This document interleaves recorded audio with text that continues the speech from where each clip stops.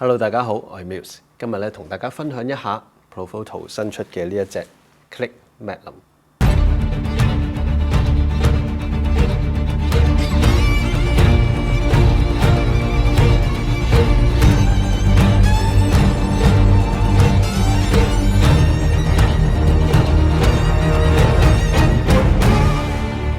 如果大家認識 Muse 都有一段時間嘅話咧，大家應該係會知道 Muse 係好中意用 Profoto 嘅 Magnum Refractor。Magnum Refractor 咧係咁樣嘅，咁大隻嘅。但係 Profoto 咧啱啱推出咗一隻叫做 Click Magnum， 咁細隻嘅啫。咁佢哋兩隻嘅中間咧，其實仲有一隻叫做 OCF 嘅 Magnum， 咁樣嘅。大家淨係睇裏邊嘅物料咧，呢兩隻就當然都好唔同啦。咁但係咧，呢個 OCF Magnum 同呢個 Click 嘅 Magnum 咧，大家裏邊有啲相似啦，就係好似有啲格仔鏡面咁樣咯。Magnum 嘅官方中文名咧就叫做強力反光罩。顧名思義咧，呢一個反光罩咧係可以幫你支燈增強嘅能力嘅，即係會令到你支燈光啲咯。增加個 power 咁樣咯。一般嚟講咧 ，Magnum 都會增加最少1.5級，甚至去到2級嘅光嘅。如果你個支燈係250火咁計啊，增加1級就500火，再加多級嘅話就1000火噶咯喎，講就咁誇張啊！但係的確係嘅，佢一加咗落去之後咧，個光線係光咗好多嘅。但係佢並不是一個平均嘅光線嚟嘅。Magnum 嘅光咧嘅特性啊，都係光咗喺中間嘅位置。例如呢個罩個範圍好大啊，中間呢個位特別光，跟住其他位咧會慢慢 fall off 暗落去嘅。我記得我喺之前嘅影片咧都分享過噶啦 ，Magnum 同埋 OCF Magnum 嘅分別，就係佢哋中間嗰點嘅分別啦。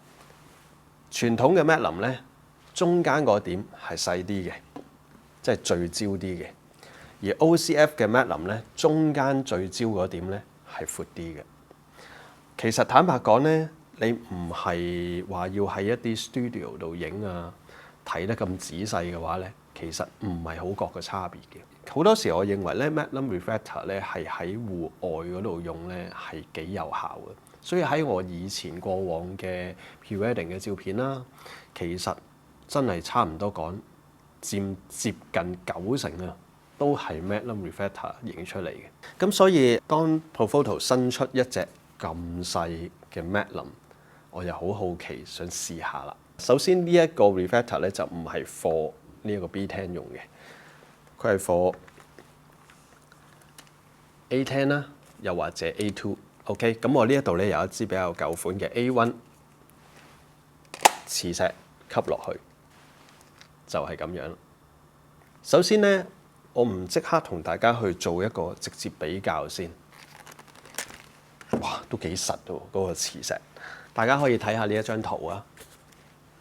呢一邊咧就係一個 Speedlight A1 啦、A10 啦，或者 A2 啦，佢個閃管。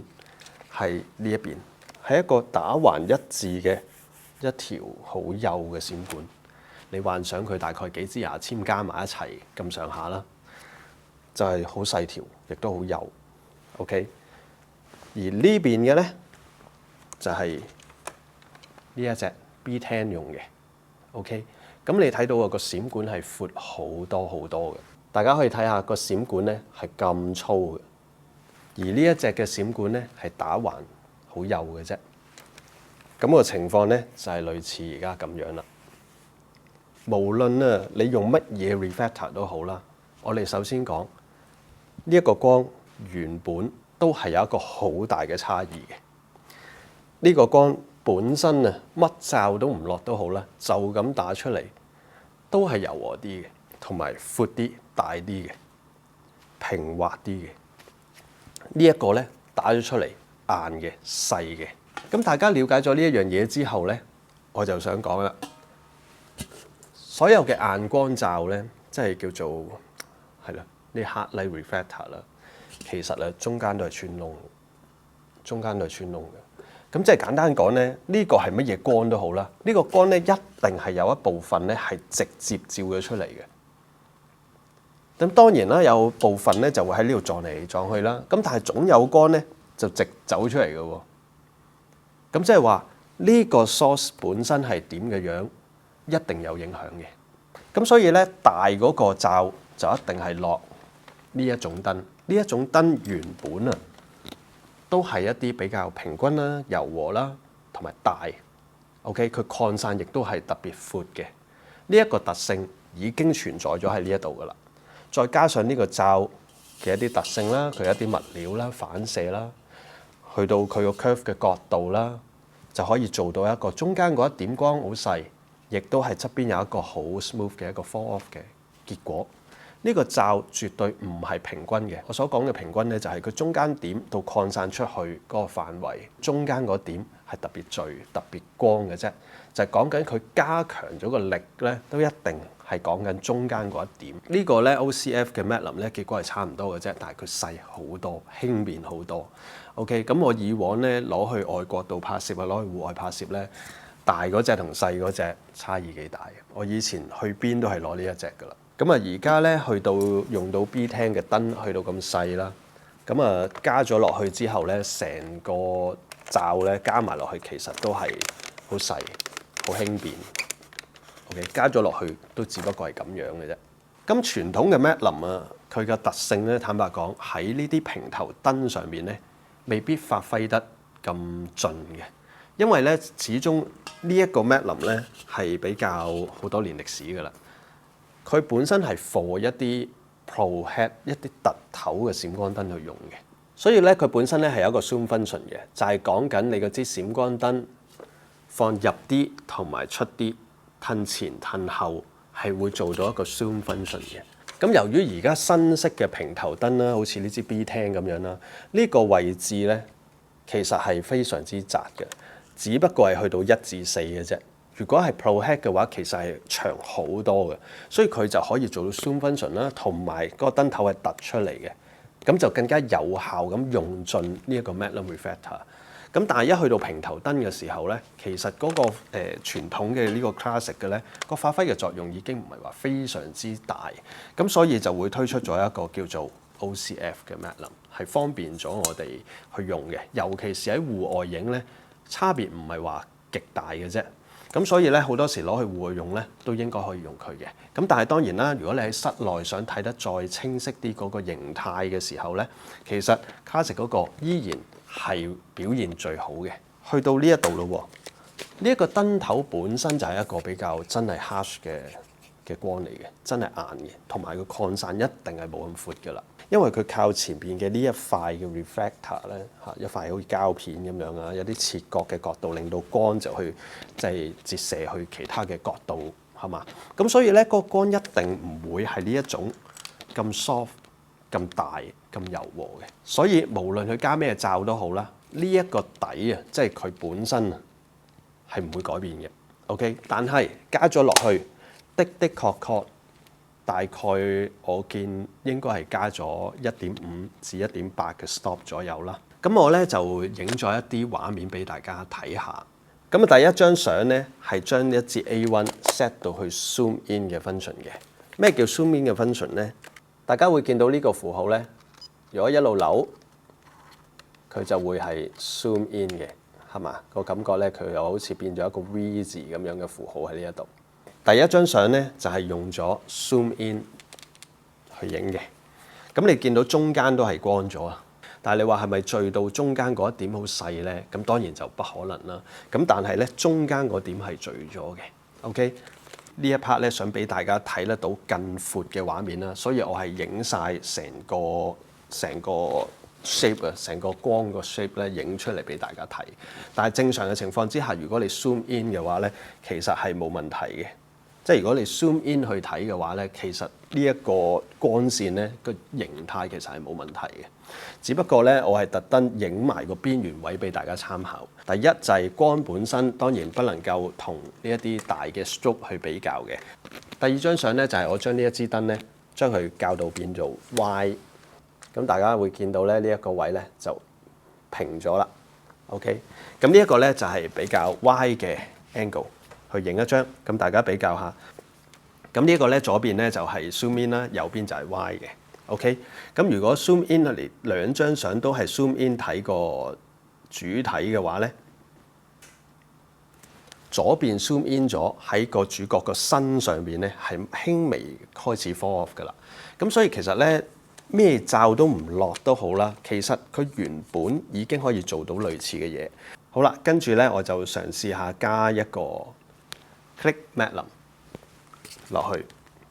咁我亦都係校咗做 wide angle， 即係呢支燈咧 keep 住保持佢係 wide 嘅角度。好啦，大家望到咧，當加咗個 click magnum 嘅時候咧，佢邊緣位啊就好似一個框住咗咁樣，乾淨咗好多啦。OK， 咁大家咧就睇下落同埋唔落嘅分別咯。嗱，如果真係大家都一齊 zoom in 嘅話咧，你亦都係會睇到咧右邊嗰個成個感覺咧係會再光啲嘅。咁當然啦，其實任何嘅 reflector 一加咗落去咧，係某程度上會令到你嗰支燈嘅色溫係有所改變嘅。咁所以咧喺右邊嗰張咧係的確係有少少嘅色溫係 shift 咗嘅。其實落任何罩都有嘅，你落油光霜更加明顯添。咁所以咧落一啲 reflector 同落油光霜，大家就要注意一下嗰個色溫到底有幾大嘅差異啦。Click magnum 咧本身再跟咗一個20度嘅 grid 嘅。就係咁啦 ，OK， 咁我又試下加埋呢個 grid， 睇下個效果又點樣。右邊嗰張咧就係加咗呢一個 grid 嘅，咁左邊呢一張咧就係冇嘅。放大少少，放大少少，咦，好似有啲問題喎？點解會咁樣嘅咧？好似有啲格仔紋喺度喎，係嘛？啲格仔紋點解會打咗落去嘅咧？嗱，講真，如果你冇一個背景嘅話，個人上邊咧，即係個主角上邊咧，係唔多角嘅。但係打咗落成埲牆嗰度咧，哇！呢一個就嚴重啦，成個痕啊，成個 pattern 好似打咗出嚟喎。點解會產生到咁嘅情況咧？其實好簡單啊，我一開始已經講咗㗎啦。呢個光源咧係好細嘅，呢個光源咧係好細嘅。咁變咗係一個好硬嘅光源，情況就好似一個 projector 咁，佢一點好硬嘅光，一啲嘢擺喺前邊好近都好啦，佢都會將呢一樣嘢嘅影像啊投射咗出嚟。咁所以咧硬光源的確係有啲嘢需要再去 adjust 一下先用得好嘅。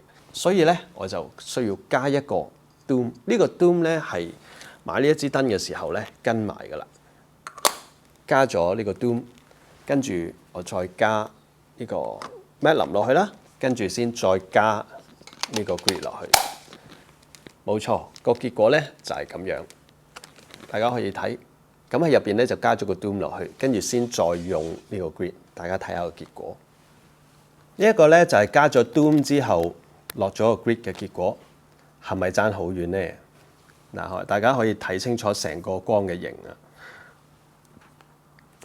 頭先講啦，其實無論係 A1 又好、A2 又好、A10 都好啦，佢本身其實都係一樣嘅閃管嚟嘅啫，都係一啲好硬嘅閃管。所以有時咧，我哋需要加呢個 doom 去先 diffuse 呢個光 ，OK， 跟住先再擴散出嚟。就算我加咗個 grid 落去都好啦，都唔會好似頭先咁樣 project 咗成個 pattern 出嚟咁難睇。跟住落嚟咧，我哋就睇下師兄 B10 嘅分別咯喎。B10 咧本身個 bear head 已經係好大、好闊同埋柔和嘅。咁當然你話係咪好柔和？梗係唔係啦。但係即係相比嗰支燈嚟講，算係柔和好多噶啦。因為個光源咧就咁睇都係大嘅。bear head 就咁打出嚟嘅結果，你睇成埲牆啊，近天花嗰個灰色位置啊，都睇得好清楚。你可以比較一下，左邊係 A1 嘅，右邊係 B10 嘅。大家乜嘢罩都唔落啊，你都會睇得到佢本身 bear head 就咁打，都已經爭好遠啦。所以我哋一定要先了解咗個 source， 個 source 本身已經係一個大嘅差異先。OK，B10 落咗一個 classic 嘅 magnum，就係呢一個落咗 matte 林之後嘅結果，中間嗰一點咧就係呢個 model 啦，中間嗰一點咧係特別光嘅，係嘛？中間呢一點係特別光嘅。咁而周邊咧會慢慢好舒服、好柔和咁樣擴散開去。咁所以咧，所謂嘅增加咗咁光咧，係中間嗰一點嗰度。OK， 側邊咧係冇咁明顯嘅。所以話呢個罩咧並唔係一個好平均嘅一個罩嚟嘅。OK， 好啦，跟住咧 matte 林本身 classic 嘅 matte 林咧，其實都可以加個 grid 落去嘅。呢度都有一個10度嘅 grid 可以加落去嘅。OK， 加咗落去就係咁樣。咁加咗呢一個 matte 林嘅 grid 落去之後，個結果咧，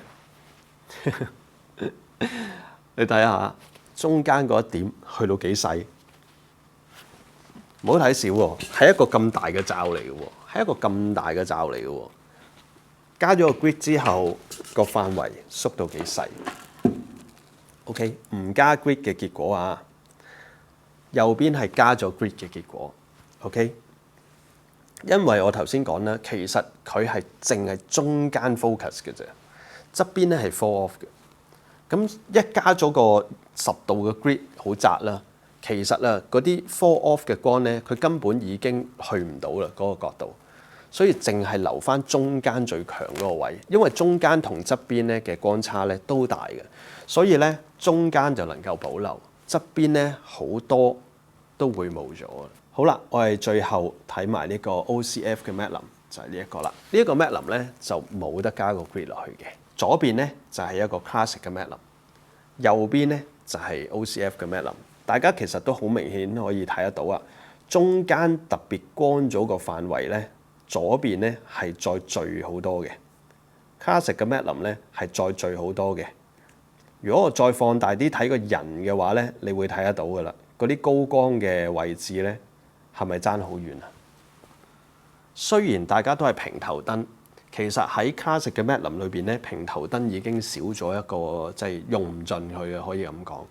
咁但係個結果咧，都仲係有一個幾大嘅差異㗎。但係如果我哋喺戶外度用咧，其實坦白講就唔多覺㗎啦。咁加上咧，如果你真係好似我咁樣去戶外影 pre-wedding 唔係成日都淨係影一個人㗎嘛，有時即係好多時啊都要影雙人嘅相㗎嘛，2個人。咁所以咧，其實闊啲係有着數嘅喎，即係中心點闊啲係有着數嘅喎。咁反而 classic 嗰個 matte 林咧好聚焦，就變咗咧。如果你真係喺戶外冇 modeling， 亦都有 modeling 都冇用，睇唔到。你打得唔夠準嘅話咧，係好容易出事嘅。